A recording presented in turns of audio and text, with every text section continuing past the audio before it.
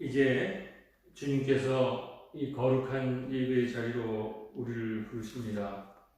예배하는 자는 신령과 진정으로 예배할지니라. 아멘. 성령이여 우리 찬송 부를 때 진심으로 찬양하게 하소서. 성령이여 우리 기도 드릴 때 우리 곁에 계셔 일러주소서.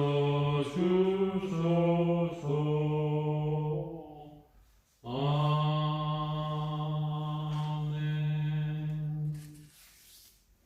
성령 강림 3주 3일째 주일 교동문 137편을 함께 교독하시겠습니다. 교동문 137편 다 찾으셨죠?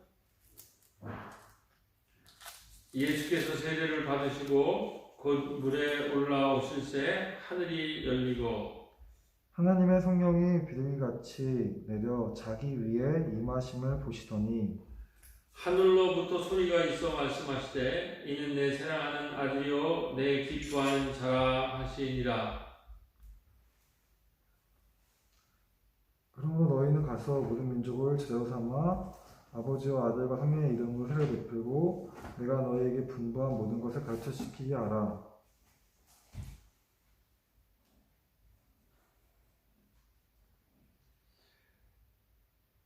내가 너에게 분부한 모든 것을 가르쳐 지키게 하라.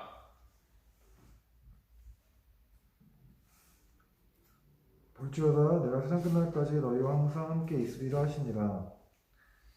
몸이 하나여 성령도 한 분이시니 이와 같이 너희가 부르심의 한 소망 안에서 부르심을 받았느니라. 주도 한 분이시요 믿음도 하나요 세례도 하나요 하나님도 한 분이시니 같이 곧 만유의 아버지시라. 만유 위에 계시고 만유를 통치하시고 만유 가운데 계시도다. 아멘. 오늘 하나님께서 우리에게 주신 말씀은 사도행전 11장 19절로 20절 말씀입니다. 사도행전 19절로부터 30절 말씀입니다. 사도행전 11장 19절로 30절 말씀 다 같이 교독하시겠습니다. 그때 스테판의 일로 일어난 환란으로 말미암아 흩어진 자들이 베니게와 그브로와 안디오까지 이르러 유대인에게만 말씀을 전하였는데 그 중에 그브로와 구레네 몇 사람이 안디옥에 이르러 헬라인에게도 말하여 주 예수를 전파하니 주의 손이 그들과 함께 하심에 수많은 사람들이 믿고 주께 돌아오시더라. 예루살렘 교회가 이 사람들의 소문을 듣고 바나바를 안디옥까지 보내니 그가 이르러 하나님의 은혜를 보고 기뻐하여 모든 사람에게 굳건한 마음으로 주와 함께 머물러 있으라 권하니 바나바는 착한 사람이요 성령과 믿음이 충만한 사람이라 이에 큰 무리가 주께 더하여 지더라. 바나바가 사울을 찾으러 다소에 가매 만남에 안디옥에 데리고 와서 둘이 교회에 1년간 모여 있어 큰 무리를 가르쳤고 제자들이 안디옥에서 비로소 그리스도인이라 일컬음을 받게 되었더라. 그때 선지자들이 예루살렘에서 안디옥에 이르니 그 중에 아가보라 하는 한 사람이 일어나 성령으로 말하되 천하에 큰 흉년이 들리라 하더니 글라우디오 때에 그렇게 되니라. 제자들이 각각 그 힘대로 유대에 사는 형제들에게 부조를 보내기로 작정하고 이를 실행하여 바나바와 사울의 손으로 장로들에게 보내니라. 아멘. 오늘 이 사도행전 11장 19절로 30절 말씀에 의지해서 생활신앙에 기초한 통전적 살림교회라는 주제로 하나님 말씀을 전하도록 하겠습니다. 오늘 우리는 신약 성서에 이제 안디옥 교회에 이르게 되었습니다. 이 안디옥 교회라고 하는 그 교회의 의미는 초대교회가 이제 본격적인 이방인과 유대인들이 통합돼서 본격적인 세계 선교를 출발한 이제 초대교회의 그 골격이 어느 정도 완성되는 그 교회의 모습을 이제 드러냅니다. 초대교회 이전의 모든 그 팔레스타인의 신앙은 성전과 회당과 건물 중심으로 율법을 잘 지키는 유대 종교가 그 중심을 이루었습니다. 근데 이 초대교회의 등장이라고 하는 것은 성전과 회당이라고 하는 건물을 넘어서기 시작했습니다. 우리가 다 아시다시피 성령이 오니까 초대교회 예루살렘과 온 유다와 사마리아 땅끝까지 전하라고 하는 것은 이 성전과 회당이라고 하는 건물을 넘어서는 것을 첫 번째로 의미하고, 두 번째로 그 유대계의 율법을 넘어서는 그런 새로운 종교가 탄생하는 것을 의미하는 것입니다. 그래서 우리 사도행전이 지금 11장까지 오는데 어떻게 전개되는지를 잠깐 요약하면 4단계로 우리가 말할 수가 있습니다. 첫 번째로 성전과 회당 중심의 이 신앙을 넘어서서 성령이 와서 그것을 넘어서 서면서 서자라고 하자, 유대인들이 유대교가 이 초기 기독교를 박해하자 스테파니 집사님이 순교를 하고 빌립 집사님 중심으로 예루살렘과 온 유다와 사마리아 땅끝까지 이제 퍼져나가기 시작합니다. 이것은 뭘 의미하냐면은 오늘날 우리 코로나가 이제 사태가 오자 이 우리의 신앙이 교회 건물에 갇혀 있는 것이 아니라 그 교회 건물을 넘어서기 시작하는, 요즘 그래서 온택이라고 얘기하죠. 온라인과 오프라인을 넘나드는 이런 새로운 종교 양상을 띠듯이 이 당시에 성령이 오면서 유대교의 이 건물 중심주의, 회당과 성전이란 건물 중심주의를 넘어서기 시작하면서 이제 또 헬라인과 유다인들이 지금 이제 같이 이제 신앙생활을, 그러한 인종적 장벽들을 지금 또 넘어서기 시작을 할 때에 하면서 이제 초대교회가 이제 성장을 시작하는데, 이때 초대교회의 어려움이 뭐라고 그랬습니까? 헬라파 사람들이 오니까 거기서 그 두 인종 간의 갈등이 일어나서 그때 초대교회가 이제 집사제도를 세우는 거죠.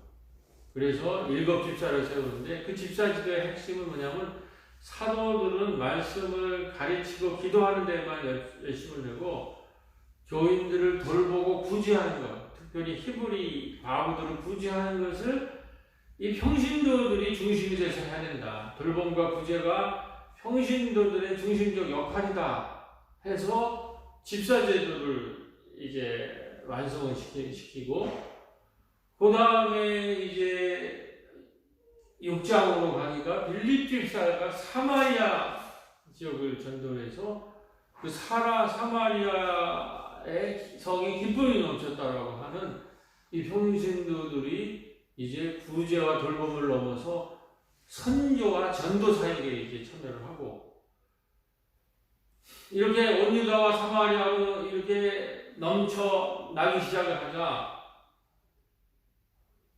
이것을 지켜보던 부장이 오면은 거기에서 처음에 박해에 참여했던 사도 바울이라고 하는 아주 유대교의 정통적인 사람이 회심을 합니다. 이거 우리가 믿는 유대교가 이게 너무나 갇혀있다. 건물과 성전과 해당이라는 건물과 율법 안에 갇혀 있다. 그렇게 해가지고 그 사도 바울이 이방인으로 유대교회에서 이방인들을 전도하는 초대교회로 전향을 하고 10장에서는 예수를 직접 따라다니던 베드로 사도가 이번에는 고르넬료라고 하는 이방인 가정에 들어가서 말씀을 전할 때 거기에 성령이 내렸다는 거예요. 그렇게 하면 지금 파죽지세로 건물을 넘어가고 유대인과 이방인의 장벽을 넘어뜨리면서 11장의 안디옥에 이랬을 때 이 박해받는 사람들이 안디옥에 이르렀을 때는 이 교회는 완전히 이방인과 유대인들이 통합된 건물 중심을 넘어서고 이방인에게 복음을 전파하는 그러한 완전히 성령의 공동체로 이방인들한테 복음을 전하는, 그래서 3차에 걸친 세계 전도 여행을 출발시킬 수 있는 이런 성령의 교회가 이제 탄생을 하게 된 것입니다. 이것이 저는 오늘 우리의 시대적 상황과 34주년을 바라보는 우리 새롭교회가 가야 될 길을 잘 드러내고 있다고 생각합니다. 그래서 안디옥 교회 얘기를 본격적으로 시작하기에 앞서서 사도 바울의 그러면 그 유대교회의 열렬하게 그 율법을 준수하고 성경과 회당을 준수하던 왜 사도 바울이 왜 돌아섰는가, 그 회심의 의미가 무엇인가 하는 것을 좀 더 구체적으로 얘기하면서 우리 34주년과 안디옥 교회를 통해서 본 우리 34주년 우리 새로운 교회가 가야 될 그 길을 잠시 말씀을 드리려고 하는 것입니다. 사도 바울이라는 누구냐? 그는 소위 말해서 율법에 아주 정통한 그 그런 바리새파적인 성향을 가지고 있었던 그런 신앙이었습니다. 근데 이 바리새파들의 신앙은 예수님 당시에 예수님과 가장 많이 갈등을 일으킨 그런 신앙이었습니다. 디모데 후서 3장 5절에 보면 거기에 이런 얘기가 나옵니다. 경건의 모양은 있으나 경건의 능력이 없는 신앙이라는 얘기가 나옵니다. 이게 바로 바리새파 신앙의 중심이에요. 다시 말해서 경건한 모양을 띠고 있어요. 금식도 하고 기도도 열심히 하고 성서를 열심히 읽는 것 같아요. 그런 모양은 있지만 위기가 닥친다든지 정말 우리 삶에서 필요한 순간이 닥쳤을 때 그 신앙의 능력이 드러나지 않는 거예요. 경건의 모양만 있지 경건의 능력이 없다는 거예요. 여러분, 최근에 우리가 보면 신천지 같은 사이비의 신앙이 바로 이러한 외식하는 신앙의 핵심입니다. 그들은 신입 교우들이 6개월간의 그냥 엄청난 훈련을 시킨다는 거예요. 뭐 성서를 달달달달 외미하고 그냥 기도를 열심히 하고 막 군대식으로. 근데 그 결과, 그러한 신앙의 외식하는 신앙의 결과가 뭐라는 거예요? 겉으로는 기도를 열심히 하고 신앙 성경 구절을 달달달 외우고 이러지만 그 결과가 뭐라는 거예요? 아무런 능력이 없을 뿐만 아니라 사회적인 지금 악이 되어있잖아요. 최근에 그 비슷한 일이 일어났는데 교인들을 그렇게 경건의 모양을 만들기 위해서 그렇게 열심히 군대식으로 막 훈련하고 심지어는 그러다가 똥을 먹이는 이런 지금 교회들이 탄생하고 있다는 거예요. 왜 이러한 신천지와 이 똥 먹이는 교회가 등장하는가 이 시절에. 그거는 그 바리새 신앙에 추구하는 신앙이 경건의 모양은 있지만 경건의 내용이 없는 사이비 신앙이라는 거예요. 그렇기 때문에 예수님은 그들을 향해서 회칠한 무덤이라고 얘기를 했고, 너희들이 길거리에 나와서 기도하지 마라. 골방에서 기도하라고. 그런 외식하는 신앙을 예수님은 굉장히 싫어하셨고 거기에 대해서 굉장히 많은 질타를 가하셨던 것입니다. 그런데 그 율법주의에 그 외식하는 신앙에 찌들은 사도 바울이 율법을 모르는 자들이라고 해서 율법 밖에 있는 자들이 당하는 이 십자가의 형에 당한 그 예수의 부활을 믿는 무리를 보고 저는 율법도 모르는 저 사람들은 고발하고 검찰에 고소해야 된다고 해서 그들 잡으러 다니고 박해하다가 그가 다메섹에 왔을 때 9장 4절로 5절에 다메섹에서 사울아 사울아 내가 어찌하여 나를 핍박하느냐 네 시오니까 나는 내가 핍박하는 예수다.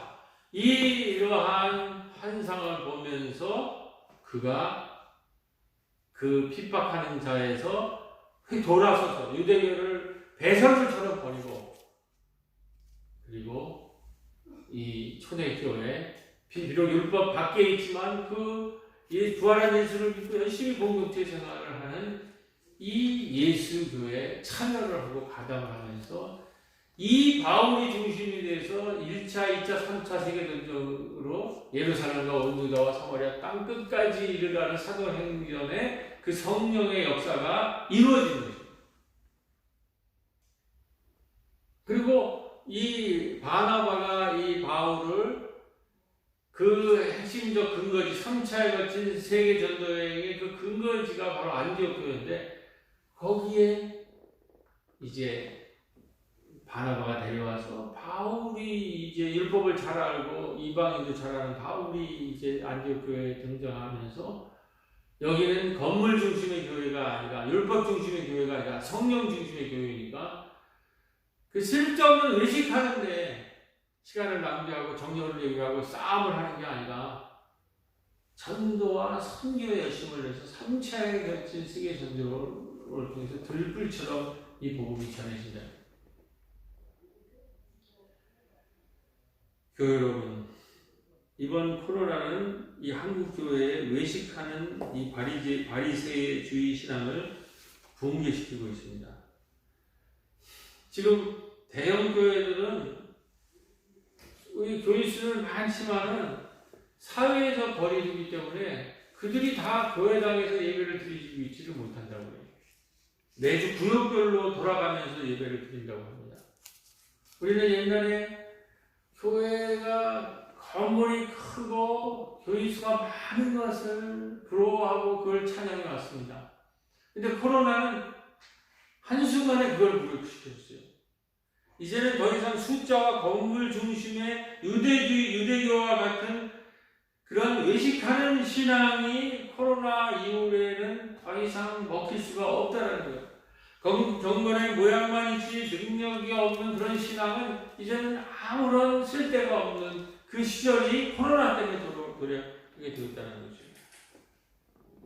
여러분, 지금 코로나로 인종차별 시위로 몸살을 앓고 있는 미국은 큰 지금 그 덩치는 크지만 그것이 지금 허수아비라고 하는 그 민낯을 다 드러내고 있습니다. 코로나 이후에 지금 미국은 실업자가 30-40%에 이르렀다고 해요. 확진율도 나왔지만 확진율도 있지만은 실업자들이 계속 증가하고 있어요. 보니까 거의 1,700만에서 2,000만에 입박을 하고 있다고. 여러분 2,000만이라는 숫자, 1,700만이나 2,000만이라는 숫자를 모르면 우리나라 지금 경기도와 서울시에 해당되는 인구 전체가 실업 상태에 나옵니다. 그래서 페이스북, 구글, 트위터 등 IT 기업들은 이미 영구적인 재택근무 방침을 명확히 하고 있다고 합니다.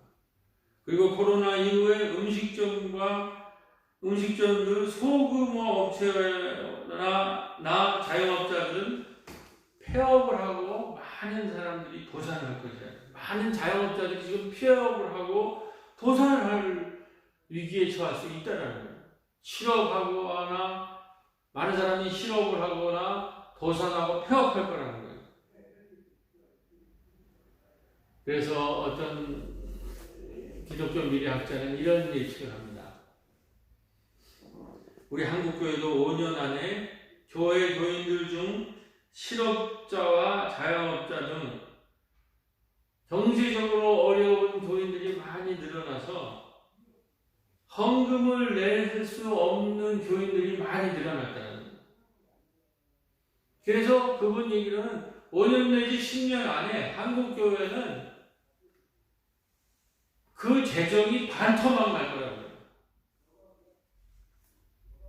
우리의 재정이 반토막이 날 거예요. 우리 한번 생각을 해보겠습니다. 코로나 이후 상황에서 누가 교회에 올 수 있을까를 한번 생각을 해봅시다. 지금 이미 코로나 시기에 모든 사람들이 영상 예배를 다 경험하고 있습니다. 점점 영상 예배에 많이 익숙해져 가고 있어요. 영상 예배에 익숙하면서 집에서 이 채널 저 채널을 돌려가면서 소비자로서 자신에 맞는 설교를 소비하는 주일, 오직 썬데이, 주일에만 참석하는 그런 크리스찬들이 점점 늘어날 가능성이 높다는 거예요. 이것은 뭘 의미하냐면 주일에 영상으로 예배드리는 주일에만 왔다 갔다 했던 분들은 주일에 영상으로 예배를 드리는 확률이 높아지고 이제 교회에 직접 나와서 친교를 나누고 또 교회 공동체 생활 함께하고 봉사하는 이러한 교인들은 급감할 거라는 그런 예측이 있습니다. 이러한 코로나 이후 시대에 우리 다음 세대 청년들이 우리 교회에 오려면 우리 교회들은 어떻게 변해야 되겠습니까? 이제 교회는 바리새적 외식하는 신앙으로는 버티기가 힘듭니다. 건물의 크기, 건물의 규모, 교인의 숫자 이런 외식하는 신앙으로는 코로나 이후를 우리 한국교회는 버티기가 힘듭니다. 실업률이 20%, 30% 육박하고 자영업이 몰락하는 시대에 교회가 중심이 돼서 다시 말씀과 기도를 붙잡아야 합니다. 그리고 그뿐만 아니라 마을에서 일자리를 만들어 교인도 살리고 마을도 살릴 수 있는 구체적인 우리 삶에 우리 신앙과 우리의 삶을 연결하는 구체적인 우리의 신앙적인 비전과 모습을 보이지 않는 한 앞으로 사람들은 더 이상 교회에 나올 일이 없을 것이다. 그런 말씀입니다. 그래서 많은 분들이 얘기합니다. 이제 코로나 사태는 주일 예배 중심의 교회 활동을 변화시킬 것이다. 썬데이 스쿨, 그냥 신앙생활이라는 것은 주일 예배만 드리는 것이 전부로 하는 것은 전부 그냥 영상에서 자기 취향에 맞는 그러한 것을 선택하는 그러한 소비자로 소비신앙으로 갈 거라는 거예요.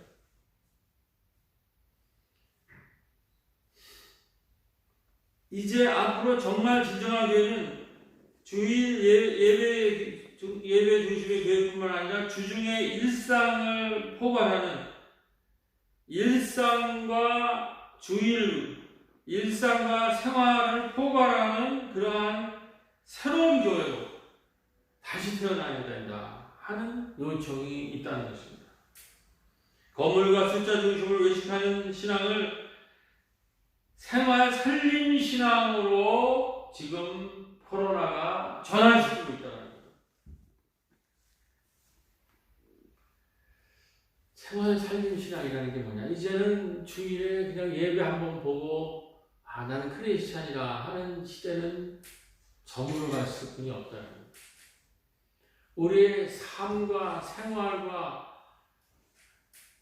경제와 공동체의 모든 것을 구체적으로 나누는 그런 생활 살림, 우리의 예배를 생활 살림으로, 일상의 생활 살림으로까지 주일에 집중되었던 것을 주중에 삶과 생활을 함께 포함하는 생활 살림 신앙으로 이제 통합되잖아요. 그런 새로운 모델을 보이지 않으면 이제 미래의 교회와 미래의 신앙은 존립하기 쉽지 않다 하는 그런 말씀입니다.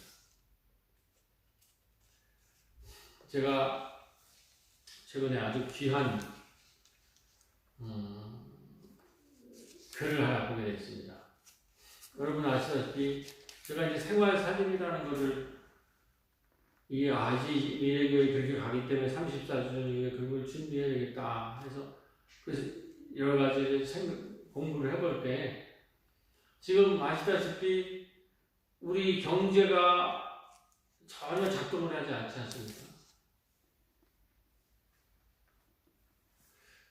우리가 알고 있는 주요 경제들, 소위 말해서 시장 경제들,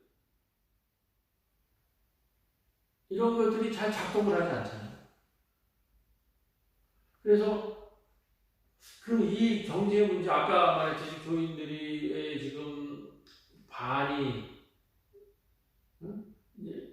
경제에 많은 수가 줄 수도 있고, 또 교회 경제가 5년이나 10년 안에 교회 헌금이 반으로 줄어들 거라는 이 시절에 우리가 어떻게 교회를 이끌어 나갈 것인가에 대해서 공부를 하려고 시장 경제든지 주류 경제는 작동을 안 하니까 제가 생태 경제라는 것에 대해서 한번 찾아봤어요. 아, 생태 경제에 우리 희망이 있지 않을까. 그랬더니 거기서 일정한 방향을 제가 발견했습니다. 그 신승철이라고 하는 생태 경제학자가 이렇게 얘기하더라고요. 코로나가 터지니까 우리 경제는 그동안 경제라고 하는 주류 경제학에서 얘기하는 그 경제라는 에코노미라는 영역과 살림이라고 하는 오이코스라고 하는 그 영역이 두 가지가 있었대요. 근데 늘 그 주류 경제가 하는 에코노미, 나라 경제라든지 시장 경제를 상징하는 그것이 주도권을 갖고 이 살림이라고 하는 것은 그림자 취급을 당했다는 거예요. 아니, 살림이라는 것은 그냥 뭐 여성들이 하는 뭐 그런 수준이라고 이렇게 추천을 시켰다는 거예요. 근데 코로나가 일어나고 보니까 이게 역전이 됐다는 거예요. 에코노미라고 하는 국가나 기업의 경제는 고장이 났고 기능이 정지가 되고 작동을 하지 않았지만 지역과 마을 단위의 이 코로나 국면에서도 살림살이 경제들은 움직이면서 강건하게 작동을 하고 있었다는 거예요. 그 결정적 사건이 뭡니까? 코로나 국면에 기본 재난임금을 주니까 지역 경제가 살아나기 시작한 거 아니에요. 그리고 그 지역 경제가 살면서 경제가 우리 살림이 동력화되니까 나라 경제도 덩달아 살아나는 거예요.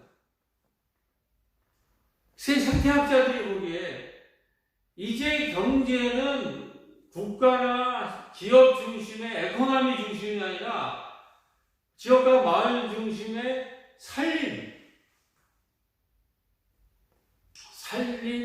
살림살이가 역동화될 때 지역과 마을의 살림만이 살 뿐만 아니라 국가도 살릴 수 있다는 거. 그리고 살림이 중심이 되어야 된다고 하는 이런 새로운 생태경제학적인 그러한 비전을 제시하고 있다는 거예요.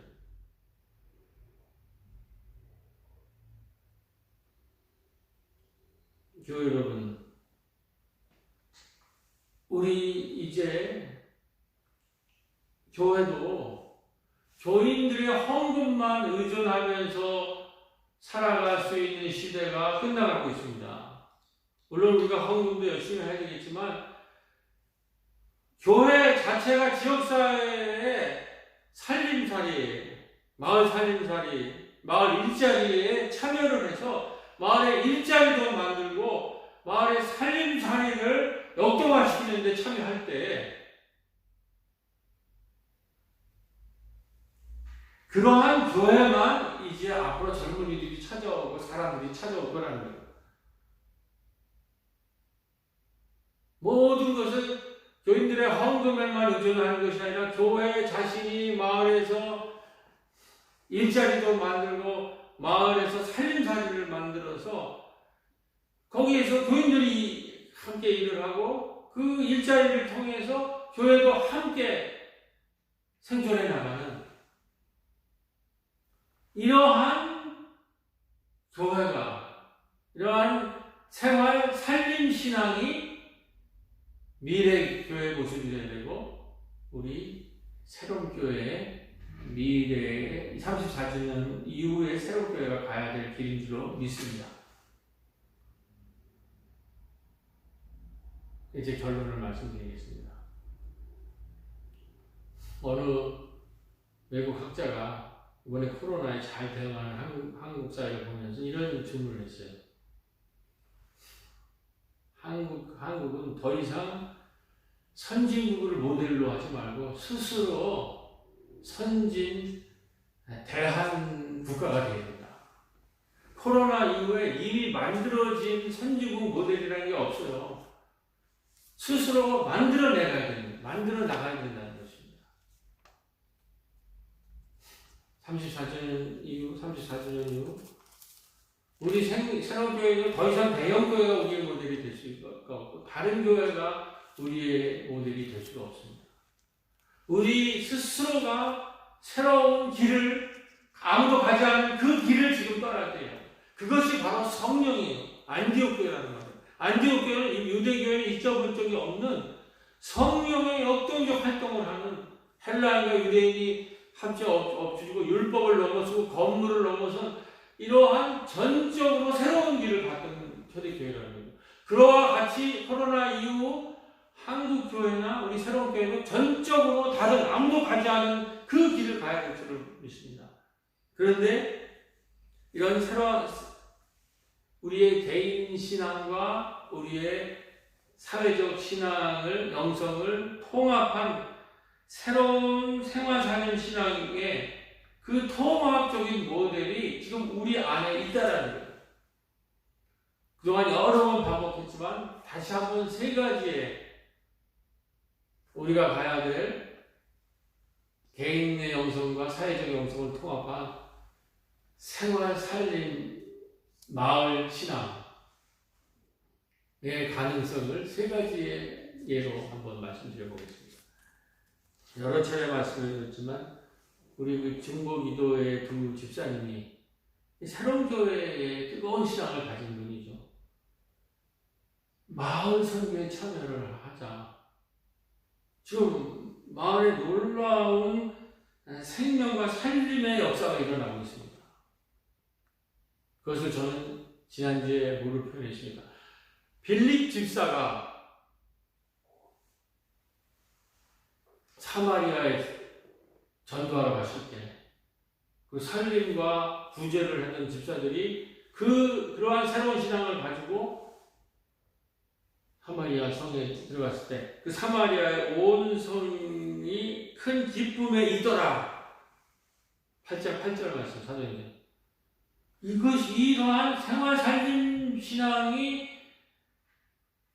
뜨거운 개인적 시간과 뜨거운 마을 지역 사랑이 결합된 개인 신앙과 사회적 신앙을 통합한 새로운 신앙이 지금 34주년 앞에 우리 앞에 지금 나타나고 있다는 것입니다. 또 우리 교회 문화선교에 참여하시던 집사님들이 지금 문화선교 아카데미를 만들어서 우리가 마을 카페 달토에서 달송이라는 것을 꾸준히 이끌어오고 계시고 또 우리 한 집사님은 올해는 이승훈 목사님 하시던 꽃퇴지를 지금 맡아서 하고 계십니다. 이것이 우리 새로운 교회에 아무도 가지 않던 그 새로운 안디옥 교회 같은 1차, 2차, 3차 세계 전도여행을 보내 우리의 뜨거운 개인 신앙에 기초한 뜨거운 마을 사랑 신앙이 되는 거예요. 잘 모르시는 분은 우리가 개인 신앙이 약하다 이런 얘기를 하는데 개인신앙이 어떻게 약합니까? 뜨거운 개인신앙이 없이 어떻게 중보기도회가 마을에 나가서 이렇게 어마어마한 영향력을 끼치고 어떻게 합동조합을 세우고 거기에 나가서 문화 사역을 할 수 있겠냐는 거죠. 이것은 뜨거운 개인신앙을 지역사랑의 신앙 영성으로 연결해가지고 생명 살림 마을 신앙으로 지금 우리가 가고 있는 것을 너무나 뚜렷하게 보여주고 있는 것입니다. 세 번째로는 지난 평신도의 날 출애굽의 만남의 지르기의 사건을 재난임금에 연결을 해서 우리에게 재난 학교의 비전을 보여준 집사님이 계시는데 그 비전의 결과물로 지금 6월 26일 날 약대동 재난학교가 정말 실질적으로 열리게 되었습니다. 그리고 그 첫 시간이 우리의 5개의 아카데미 중에 하나인 평화 아카데미에 모여있는 분들이 3분이 총 출연해가지고 그 오프닝을, 재난학교 오프닝을 그 3분이 지금 하게 되었어요. 그런데 이 코로나 국면에 그걸 주도한 집사님이 우리에게 어떠한 모습을 보여주냐는 거죠.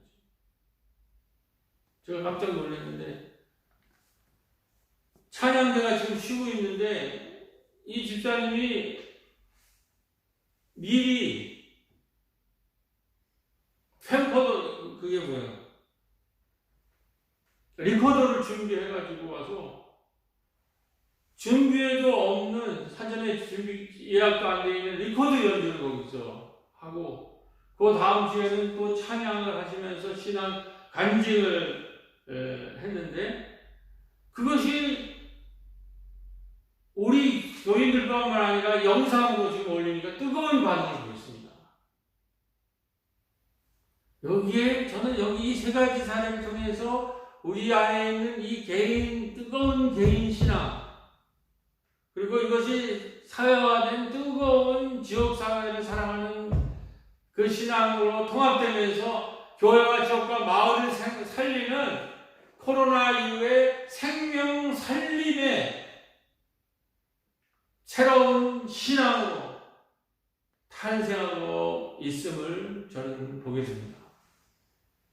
그리고 우리가 이 일을 해서 개인신앙과 마을신앙을, 사회신앙을 나누는 것이 아니라 이 신앙을 통합해서 안디옥교회처럼 1차, 2차, 3차의 세계전도여행을 만들어가는 새로운 34주년 이후의 새로운 그 신앙의 탄생을 지금 함께 기도하고 함께 박수 쳐주고 함께 응원해야 될 그때가 바로 34주년을 하루 한자 없던 오늘 우리들이 함께 마음을 모아야 될 일이라고 저는 믿습니다. 제가 그 달성하던 날 저녁 올라와서 보니까 그 우리 달도 카페 앞에 마당에 텃밭에 푸릇푸릇한 생명들이 자라고 있더라고요. 그래서 그 달성에서 갔더니 우리 청소년 래퍼가 아주 특이한 아주 새로운 랩 공연을 했어요. 그리고 그날 그 랩 공연을 아주 청소년의 그 색다른 그 랩 공연을 보고 그 텃밭 앞에 푸른 생명을 보면서 그 텃밭을 읽은 권사님한테 물어봤더니 토지농부가 그 씨를 뿌리고 다 일을 하러 나갔을 때 그 가정지원센터에 어르신들이 와서 또 일을 도와줬다는 거예요. 그래서 제가 그 장면을 보면서 마을에 있는 청소년들이 특이한 색다른 공연을 하는 그 공간이 협동조합이 되고 그 앞에 텃밭에 우리 가정지원센터의 어르신들과 신중년들이 그 텃밭을 가꾸는 모든 그 모습을 보면서 이 마을의 어린이로부터 청소년, 청년, 신중년, 어르신 이 모두가 하나가 돼서 마을의 생활, 살림을 만들어가는 그 34주년 이후에